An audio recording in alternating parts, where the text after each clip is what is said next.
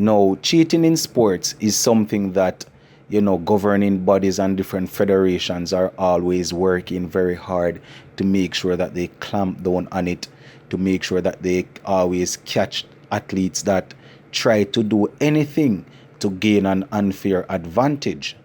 Yeah, man. Yeah, man. So, shout out to my viewers and subscribers. So, today's topic, we're going to talk about cheating in sports and the different lengths that some athletes, will go to try and gain an unfair advantage. And this is for as long as competitive sports have been around. This is something that federations and judges and governing bodies, they would have always been battling with it, because once there is a competitive sport, you're always going to find somebody that is going to try and do something to try and gain an unfair advantage. When we're talking about track and field, we're talking about athletes taking testosterone boosts. When we look at cricket, we're talking about cricketers doing things to the ball to try and change the condition of the ball in order to gain an unfair advantage. We're talking about players biting the ball, people rubbing sandpaper on the ball, just to try and change the condition of the ball so they can get the ball to swing or to turn or whatever. So, once there's competitive sports, people are always going to try and cheat and to bend the rules. But it is very sad, because at the end of the day, if you are a professional sports person going up against an ex-professional sports person, it is supposed to be a test to see whose natural gift or natural ability will come out on top at the end of the day. So it is really sad when we have different cases of people trying to beat the system in order to get an unfair advantage. Now, the latest drama or the latest cheating story coming out is of a jockey at Caymanas Park who allegedly did something in order to gain an unfair advantage. And I mean, when you are going to do something to your body to gain an unfair advantage, that is your personal choice. But when we're talking about horse racing, we're talking about a jockey having to ride on horse in order to win. So if you are going to do something to a horse in order to gain an unfair advantage, you are not only putting yourself at risk, but you are also putting the horse at risk. And also, based on what you do to the horse, it can be called animal cruelty or cruelty to an animal. And what we see coming, well, first let me see where I saw it. I was actually watching primetime sports, and today is what? Today is Saturday, August the 15th, and I saw the story on primetime sports. Also saw it on the Loop News, where a jockey at Caymanas Park allegedly was trying to do something in order to get an unfair advantage, but was caught before he was able to. So, I mean, I am no horse racing expert. It is not a sport that I am really versed in. But based on what I have seen on the news, there is this thing where jockeys will put something in their gloves that people refer to as a battery or a buzzer.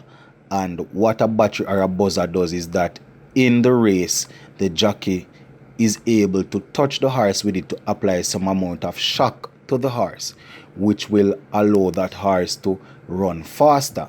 Because you can imagine, if you have a stick and you are striking the horse is going to run. But imagine having something that will put a shock to the horse's system that is going to allow the horse to gallop faster. And I must commend the personnel that came on us Park, because I am getting to understand that they have been investing in different devices that is able to pick up these batteries or these buzzers that jockeys use to try and cheat. Now, based on what I heard on the sports news, this jockey was actually caught at the gate, so he didn't get a chance to run. So the horse was listed as a late non-starter. So apparently, while lining up to run, somebody would have administered a test with the device that they use to pick up if the jockeys have anything to cheat. So apparently, that device would have picked up this jockey's method that he was planning to use. So apparently, when the device was placed close to this jockey, it gave off a signal. I don't know if it was a buzz or what, but it gave off a signal.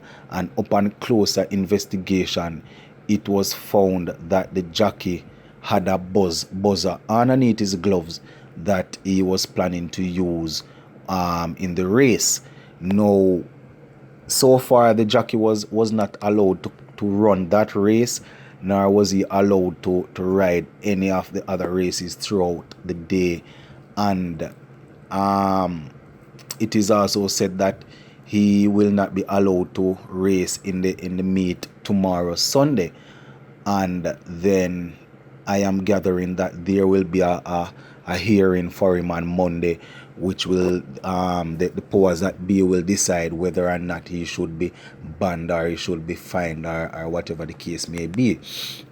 But I am just saying this to say that some people will go to the ends of the earth just to try and get an unfair advantage in their sporting discipline.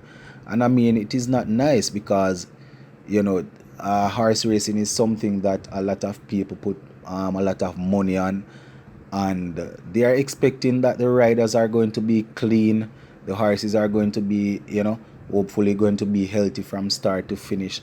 And to know that in the middle of it you have somebody trying to cheat, it is not nice. But as I said earlier, once we have competitive sports, we're gonna have people that will always be trying to do something out of the norm. But one thing I must say, I am really happy to know that they were able to pick up on this, because the ban is there for a reason. Not using shocking device must be in the rules for a reason. Cause can you imagine administering a shock to a horse? Man, that is animal cruelty, man. And I mean, it was only a couple of years ago that they were debating whether or not they should come up on the amount of time that a jockey can strike a horse from start to finish. So we're talking about if a jockey should only be allowed to strike the horse 4 or 5 times throughout the race. So boy, that is something that they were debating. And to know that we have people administering shock to the horse, that isn't to the horses, that isn't something that sounds good. Yeah, man. So boy, I'm really glad to them catch this old thief in brother, cause I win race in a cheating style. We not really work with that. Yeah, man. Yeah, man. So when we see them get catch, we're really glad. Because I mean, we see people do countless number of things in order to try and get unfair advantage, man.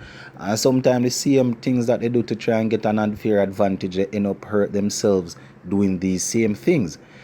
So really glad to them catch this man, and chew on a band pan him, make him go sit down.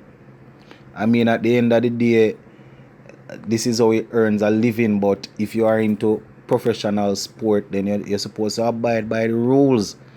We can't give a man a pass for no say.